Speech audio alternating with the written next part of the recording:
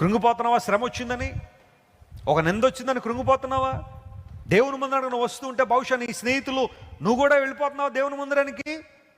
నువ్వు కూడా వెళ్ళిపోతున్నావా యేసు ప్రభు సన్నిధికి?